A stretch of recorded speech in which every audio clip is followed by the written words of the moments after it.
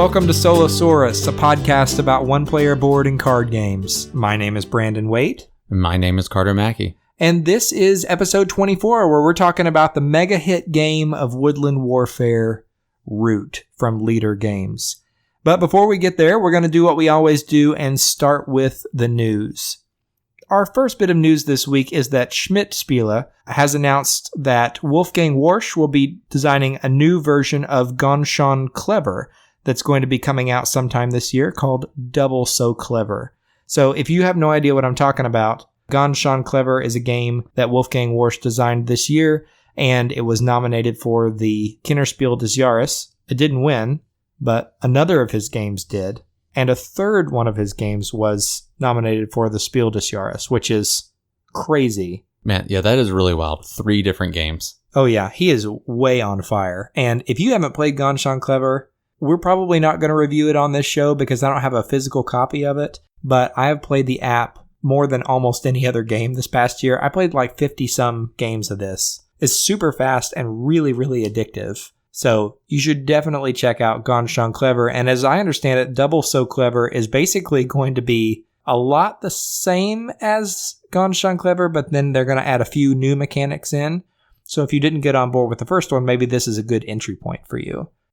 Our second bit of news for this week is one that is incredibly exciting, but that I don't actually have a lot of details for. So in a recent interview, Stephen Buonocore hinted that we might be getting a legacy version of Terraforming Mars in the near future. And when I say near future, I don't mean 2019. I mean like 2020 or 2021. So hardly any information out there about this. I just want it to be on record somewhere that I'm incredibly excited for this to be the case and that they better put solo play in there for the legacy mode. God, that would be so good. That game would just work so well as legacy in my mind. Oh yeah, it would be so easy to add different modules in, I would think, and it is insane how popular this game is. Other than Gloomhaven, I cannot think of another game that is as popular as this has been in this weight category for a long time. So it's great to see that Terraforming Mars is performing so well. In fact, the Dice Tower recently did a top 10 selling expansions from Cool Stuff Inc. for this past year, and 4 of the top 10 best-selling expansions from last year were Terraforming Mars expansions. Wow. That is insane to me. It's still selling like crazy, and if they put out a legacy version of this, people are just going to go nuts for it. Yeah. I'm trying to remember, how long ago did the game come out? It had to be 2 years ago now. Yeah. It's been out for a while, and it continues to sell well, and they just keep pumping out expansion content for it. And people are apparently just eating it up. So keep an eye out for this. When we learn more about this, it'll definitely be featured in the news section, but just putting it on your radar, that is Terraforming Mars Legacy.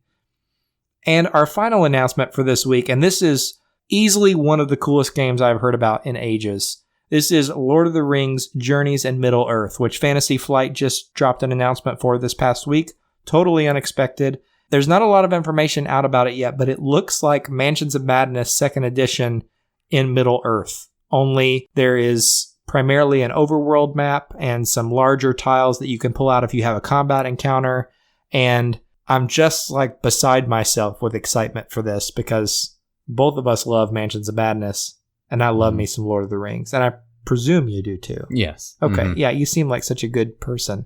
So yeah, this is going to be a huge game for sure. Just putting it on your radar now. It's coming out sometime in Q2 of this year. That is Lord of the Rings Journeys in Middle-earth.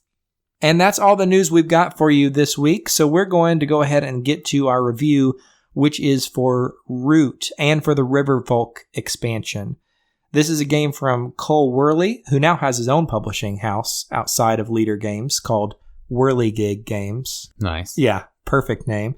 This game, though, is published by Leader Games, which brought us Vast the Crystal Caverns. This came out in 2018, and if you get the base game, it's for 2 to 4 players. But if you buy the Riverfolk expansion, you'll get 2 more factions, and you'll get the ability to have an official solo mode for this. So that is what we're going to be taking a look at this time. Root is a game of woodland warfare where each player is going to take on the role of a different faction striving for dominance over the forest. So players are going to use cards to move around and battle with their different units, just as you would expect in any war game, except the key here to a faction's victory lies in leveraging their faction's unique power. And when I say unique, I mean like wildly different from all the other characters in this game. Yeah, unique isn't, it's not even like a power. It's radically different style of play. Yeah, it almost feels like playing an entirely different game when you play another faction. And yet all the factions are integrated. They interact with one another well, and you need to know how other factions play in order to win.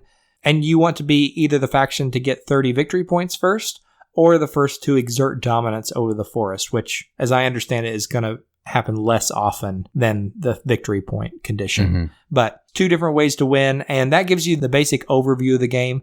We'll get into more of how it plays a little bit later, but first, let's just start with the components. And I just want to say, I think this might be my ideal production for a game. It's really so good. I absolutely love the art. all the components are really well made. The style of the wooden pieces is very simple. It has like a kind of like, I don't know, 50s, 60s, like wooden toy, almost like style of paint on it. It's just so good. The map looks great. It's double-sided for just regular summertime versus winter. Yeah, and not just summertime versus winter on the other side of the board, which, by the way, I really love that the winter side of the board has a winter theme. Like, they didn't have to do that, but it's a fresh look. Plus, all of the different locations are randomized on the winter side of the board, so the replay value there is very high, and it actually utilizes all that board real estate in a way that a lot of games don't do. I really love that. Plus, I cannot overstate how amazing this artwork is.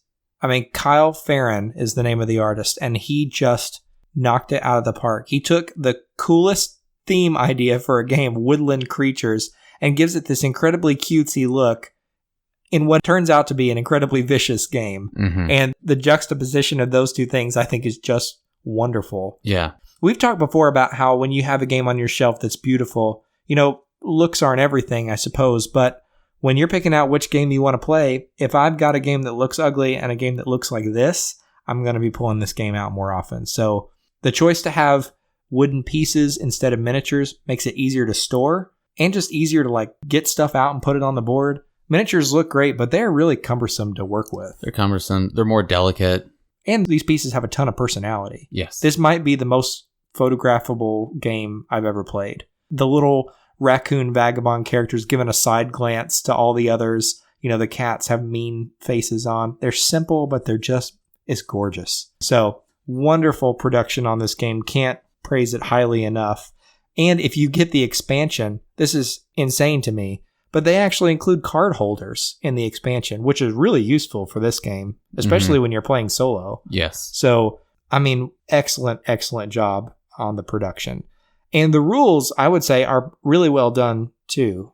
Yeah, I really like the rules. They have a system where it's like a reference book where it has all of the rules listed out in very technical detail. And then they have a rule book that just teaches you how to play. And even with a little, I think it's a one-sheet kind of insert that kind of walks, if you're playing a 4-player game, through everyone's turn, what order they should do, just to kind of get you a feel of how that faction should be played or what things should kind of be looking like. Yeah, and a lot of that's also explained or reminds you on the player board itself. I feel like each individual player board does a great job of reminding you of the rules. Because, I mean, this is a complex rule set. Yes. But it's explained very succinctly and very well in the Learn to Play guide. And then choosing to have technical book, The Law of Root, is a really good idea here, because I did look up several things in there, but I also felt like I didn't look up nearly as much as I thought I would. I mean, it is the case that with games like this, where you have such asymmetrical factions, it does create a lot of edge cases in games where you wonder, okay, I'm not sure exactly how this would work. And so I did find myself having to look for an FAQ a couple of times online, but the publisher's done a great job of maintaining an FAQ. So even though that's not ideal, I don't really know how you would avoid it in a game with this much asymmetry. So choosing instead to embrace the FAQ system online is really helpful. So the rules, the components are excellent, and that brings us to the play for the game. I've never played anything like this.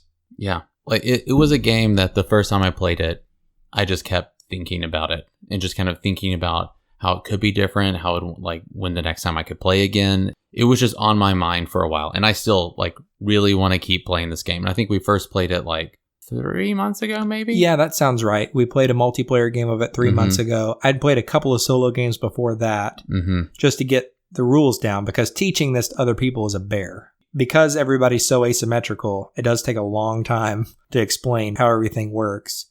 But then we played it a few months ago, and we haven't been able to get a big multiplayer game of it back since. No, not yet. But I'm still thinking about it on a pretty regular basis ever since then. And games don't grab hold of me like that very often. Right. A lot of people have said that this is sort of a simplified version of GMT's coin system, which is their counterinsurgency series that they've applied from everything like the drug war in Colombia to the war in Afghanistan to the American Revolution. It looks like they might also have a game coming out about Gandhi using that system too. Nice. Which is really neat. It's a really cool, versatile system and different. Definitely a major departure. And when I heard that it was based on that, I was a little worried that it wasn't going to be my kind of game, because I don't like games that have just a huge burdensome rule set. And I'd heard the coin games were. In fact, I actually owned a coin game for a little while. I bought the Vietnam one, Fire in the Lake. Oh, right. Or got it in a trade to try it. And I just gave up on it because it was too heavy for me. But I think this gives you definitely a counterinsurgency kind of feel here, because one of the factions, the Cats, are controlling the forest. And it's like all of these other factions are just trying to either to wrest control of the forest from the Cats, or they're just trying to carve out their own little piece of the pie for themselves. And thematically, the way they work that out for each faction just feels perfect. I mean, it's a mechanically heavy game, but each faction feels thematically grounded in a way that's so satisfying. In a way that actually makes me like the war theme here. Yeah, it works really well. I mean, it's just, you're fighting, but I guess it's an intense tactical game, and you obviously feel like you're fighting with the other factions and have to take all of this into consideration. But I guess if you're a history buff and you like modern warfare kind of games, or based on modern warfare, or more historical battles, that can just be a little dry to me personally. And it's just, it doesn't come with any of those like feelings to me, and it just makes it just this fun, intense kind of warfare you have, but with these cutesy animal factions. Yeah, and you would think, just looking at the board, like it couldn't possibly be complex, because it's very clearly just a point-to-point movement kind of board that has, I don't know, like 10, 12 different locations on it, something like that, with lines drawn between them to tell you which ones are connected and which ones aren't. And when you look at it, I don't know, it just looks like a simpler system than it actually is. Yes. And what makes the game interesting is that each faction is radically different, but you have this one deck of cards that you're all drawing from to take your actions. And the cards are versatile. I mean, you can play them for the event that they've got on the bottom of them, or you can use the symbols on them to help you move from one kind of territory on the board to another, or you can craft them into items that are useful for you. So there's already a lot of variability there. But what I like about it is it creates a pretty simple rule set for a few shared mechanics that are common to all of the factions, like moving and battling, things like that, and have a pretty common rule set among them, even though each faction is going to have its own particularities. Right. It's nice to be able to teach a core piece of this game, or to grasp a core piece of this game, and then figure out how it's different in your faction. And then what looks like a simple game then has incredible depth. It feels like you are definitely scrambling and fighting for every single point you get in the game in a way that just left me puzzling over it afterward.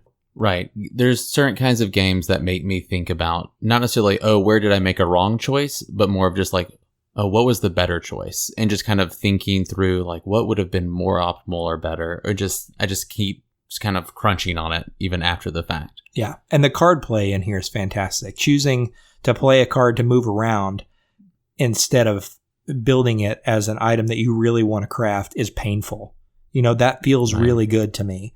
It's good, crunchy kind of decisions. And all of that is great. Those core mechanics are great. But what makes this game shine is how different each faction feels. So you've got the Marquise, which are the Cats, and they're just about building a big production network. And so if you want to play a Euro game instead of a war game, play the Cats. Right. You know, I mean, you're going to be fighting too, but your focus is on production. Right. You want as many spaces as possible. You want to build and develop those spaces. which will allow you to recruit more, to have more resources, build up things. And that's how you generate points, how big your economic engine is, basically. But here's the rub. There are other factions in the game, of course, that want to take your territory, and you get a point for every building or structure that you destroy. And the cats are putting out structures like crazy, so they're very attractive to the other factions to come in and take over. But even though that's attractive, each other faction has things that they're deeply concerned about. Like the birds in this, the Eyrie, they're playing a programming game, which is very different from the cats. I mean, they're trying to lay down cards so they can take actions in the same order from round to round. And that keeps getting more and more complex as the game goes by, and you keep putting down more and more of these orders, trying to program where your people are going to move, how they're going to battle. And if you ever can't fulfill that, then there's a dynasty change, a regime change within the birds that's going to cause you to lose points. And so, yeah, you might be interested in going up there to take those buildings, but what are you going to do if you get up there and you take over one of the cats' buildings, and then you don't have anywhere to go and battle after that, but you need to be able to move and battle next turn? I mean, to me, that's such a good decision, and it's such a great interactivity among the different factions. Right. Absolutely. I mean, you're still just that there's this programming game and trying to do that, and then thematically it works. I don't know. It's just very funny. Like that, oh, well, everything goes into turmoil and you have to kind of rebuild from there. And then you start rebuilding your like turn order slowly, card by card, of like trying to execute those things. And it eventually just becomes too like unwieldy and it all falls apart, and then you do it again. What's wild to me is those are such different play styles from one another, but as different as those two are, that's how different all the other factions are from one another. I mean, you can play the Vagabond, who has only one piece on the board, and he's just on his own little Zelda-like quest to just go poke enemies and start fights and plunder ruins. And if you don't stop him, he's gonna run away with the game. Like Carter won playing the Vagabond in our game that we played multiplayer because people didn't keep him in check. Right. No one was paying attention to that sneaky little raccoon. And it's just so good. By the time we realized what we should have done, it was too late, And then you got the lizard cult in there. And the lizard cult does what you would imagine a cult would do. They go around spreading their gospel and converting your units into their units and spending their acolytes that they have to do so. I just am amazed at the variety of gameplay here. I mean, there's even a faction in here that are a bunch of traders who sell units to other factions, essentially, that just sell you your weapons of war. And if you buy from them, then that's how they get points. Right. I haven't had a chance to play with them yet, but I really want to. I know.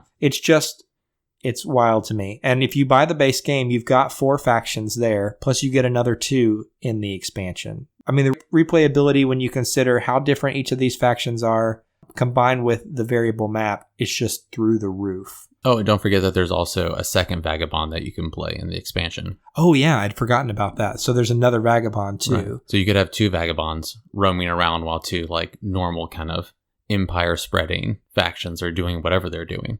And there are several different varieties of Vagabond you can play with. So you might play a Vagabond faction, but then there are like 6 faction cards that you can swap out that give you a different special power for that guy. Yeah, like one's like kind of like a tinkerer base where he's more about like crafting items or something along those lines. One's more battle based where he can hop in and affect the outcome of battles between other factions and get points and benefits from that. Yeah, it's very varied. Yeah, and it's not hard to see why this game became so popular this last year. I mean, when I saw the Kickstarter, I remember thinking, this looks really cool. I'm not 100% sure if it's for me. And then when I realized just how much universal love this game was getting and how much it's selling, given that it's a complex game, I was really shocked by that, enough that I decided to try it out. And one of the things that I think makes this so popular is that you would think that playing a game that's that asymmetrical would feel isolating. That you're just playing your own game here and the other players are playing their own game and you're not really paying attention to one another, but that's not the case here. Everybody is deeply involved in what other players are doing so that you can make sure that somebody's not running away with a victory, or that you're not handing somebody a victory as a side result of the things that are actually helping you. Right. I'm amazed by the core mechanics of this game. One thing, though, that a lot of people have had questions about is the solo play for this game. And that's where things get more complicated for me, because if you want to play the official solo variant for this, you need to be able to buy the expansion, which is hard to come by right now. But as a side note, I mean, you are going to want the expansion because the 2 factions that it adds in are fantastic, and the card holders are great and all that. So just that much more variability in combining the different factions. You definitely want it. So you're going to buy that expansion anyway. I was very disappointed in the official solo variant for this game. And the reason for that is it does not play like the multiplayer game does. You know, in the multiplayer game, you are really watching what the other players are doing, and you're really looking out for that faction's special powers and abilities. And in the official variant, the only faction you can play against is the Mechanical Marquise. It does not work hardly at all in the way that it works in the multiplayer game. It really strips out all of its unique building mechanics, which means there aren't very many buildings on the board, which also means then that you can't get points from destroying buildings. And if you look in the rulebook shows you some preferred matchups, we'll say, between different factions. So if you're playing a 2-player game, these 2 work really well. You know, if you're playing a 3-player game, play with these, 4-player game, and so on. If you look at the official solo rules, it only has a couple of suggested matchups. And of course, you can't play the Marquise ever if you're doing this because all the pieces are in use. I played this probably 4 times, and I played it with the Lizard Cult and with the Eerie. And it's not that I didn't have fun, because I did have fun playing it. But I definitely felt like I wasn't playing Root. And I definitely felt like the game would not have legs if I stuck to just the official variant. That's what I'll say. If you get it, give it a try. I think you'll like it. It's a nice way to learn a faction that you want to play. But there aren't many matchups that seem to be balanced for that. And also, the Mechanical Marquise is incredibly punishing in a way that just feels very random to me. I did not really like that about it at all. So, if you are just getting this game for the official solo variant, I can't recommend it for solo play. Just can't. But I do want to direct you to something that is pretty cool, that is a user-created project on Board Game Geek. If you go onto Board Game Geek and search in the Root forums for the Better Bot project, you will find a system that BGG user Inconmon has come up with that allows you to play this solo against up to 3 bots. And what's really neat about the system that he's created here, he's created rules for how to play each faction solo, which means you can actually play the Marquise now in a solo game if you want to, and you can play against any other faction that you want to, except for the Otters. They don't have rules created for them yet. But the way that he's structured the mechanical version of these factions retains the core gameplay elements that they use in a multiplayer game, which is my biggest complaint playing the Mechanical Marquise. And we both had a chance to try the Better Bot project. You didn't try the official variant for this. Correct. But you did try this. And what was your impression of playing against the... Yeah, I mean, it's definitely... The psychological aspect of trying to play, I feel like, a tactical game with a real person is obviously always going to be missing. There's just no way to try to like think or anticipate or what they're trying to think about what you're thinking or anything like that. That's always gone with the solo game. But, you know, they're still building buildings. Like there's some kind of anticipation just based on knowing how the bot works, but there's enough randomness. I really liked it a lot. I did too. I really think that what Inconmon has managed to achieve here is bigger than almost any other variant project I've seen on Board Game Geek. I mean, there's a ton of work that's been put into this.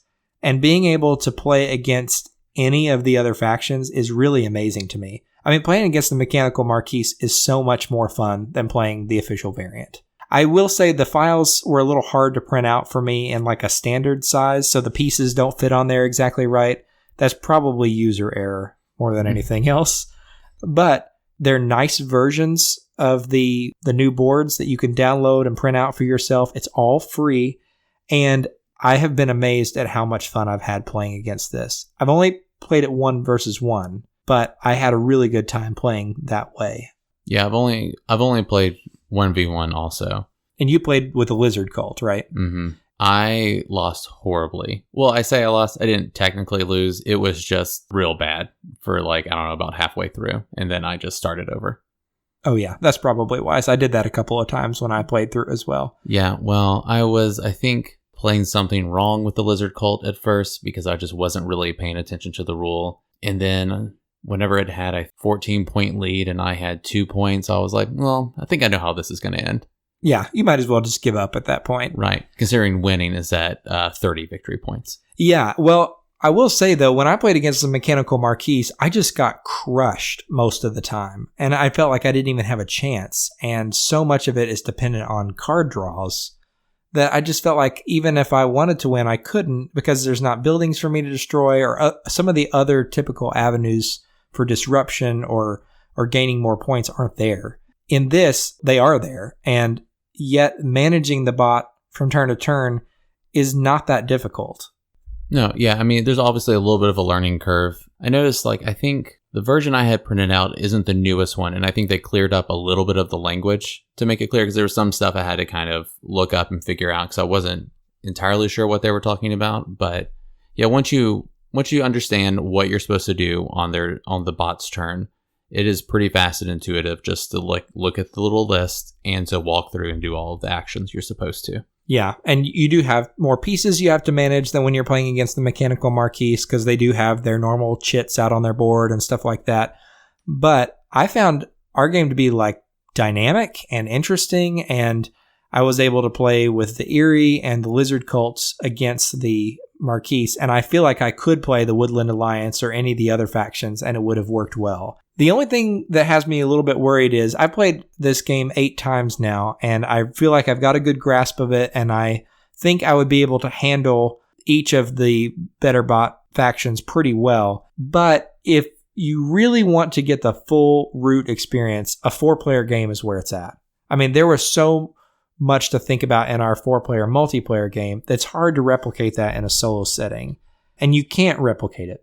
I do suspect that you could get a lot of the dynamic gameplay that you get in a multiplayer game if you were playing against 3 bots. But for me, I'm probably not going to do that. I mean, if I do it, it certainly won't be very often, partly because of the length of play, but also because I don't like spending more time managing the bot's turn than I spend on my own turn.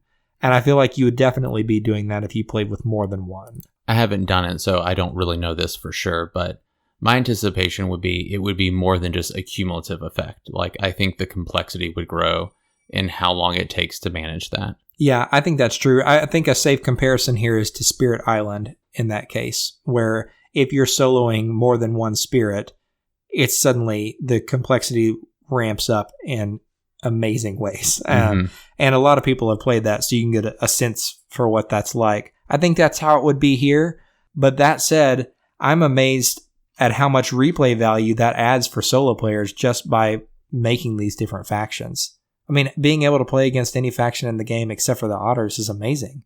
And it includes variant rules for you to be able to use some of the content that's cut from the official solo rules. So in the official solo game, you take out things like dominance cards, which allow you to get a victory by controlling a few different regions at the forest at the beginning of your turn. It's really hard to win that way in a multiplayer game, and I'm sure that it's just difficult to work into solo rules, but this includes variant rules where you can use that. You can use the ambush cards, which are also a really interesting element of the gameplay that are cut from the solo rules in the main game, and you can use the new spy cards. So it's great in that respect. It has different ways to ramp up or ramp down the difficulty, which is pretty cool.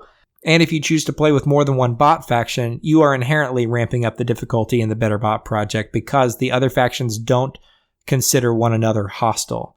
So you've got all these different ways to tweak the system, and it does feel like a system that could definitely grow with you if you're willing to put in the time to learn the rules for the different factions, and if you're willing to manage the bots for as long as it's going to take. Yeah. It just seems like it would take so much extra time, not to mention it would be so much more difficult. I don't know if I would ever really get around to doing that. I will probably try it at least once just to see what it's like. But I'm going to make sure I have a big swath of time available for me to give it a shot. Even if you just played against one bot, it's very compelling. I had a great time playing against the one bot. It just means that a game that's very difficult to teach in a multiplayer setting hits your table more often. I mean, I love this game. I would say if you're considering it just on multiplayer merits alone, this is at war for the number one spot for my favorite game of 2018 with Keyforge. And Keyforge would probably win out for me only because the setup and the playtime is so quick for that game. But this game is so innovative. Yeah. It just feels unlike anything else out on the market, and being able to still get most of that experience in a solo game is pretty amazing. Mm-hmm.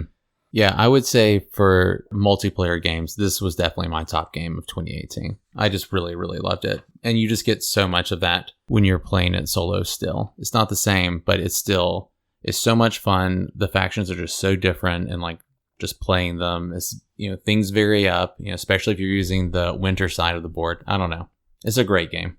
It really is. And unfortunately, I feel like I've heard a lot of solo players write this game off as soon as they've gotten it and tried the mechanical Marquise rules, or they've just heard enough bad things about the mechanical Marquise. They've just decided it's not a good fit for solo play. I'm here to tell you need to reconsider that. These rules are so well done. I would love to see these incorporated as an official solo variant in the future because they're that good. So I think that about covers everything we need to talk about in terms of how the game plays and what the components are like. So let's just get, like we always do, to the part where we talk about the good, the bad, and the ugly for this game. And in the good list, there are so many things to talk about here. Amazing production. Like, not best production of the year, one of the best productions I've seen, period. Yeah. Just unbelievable what they've managed to accomplish here and how efficient they were with the components they included in the game.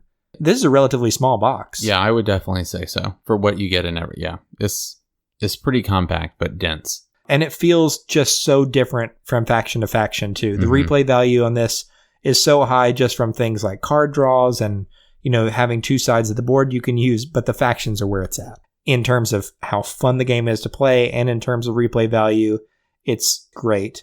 And the fact that the BetterBot project is out there, for me, makes this a really good solo choice. I mean, if I just had the official solo variant, I wouldn't go for it, but this really ups the replayability by allowing you to play against any of the factions and to be able to play as any of the factions is really great. I really like that a lot. And that means, too, that there is some variable playtime and complexity available to you as you choose to play, 1v1 versus the bots, or if you want to play like a full multiplayer style game. The last thing I would say in the good column is it's just so fun.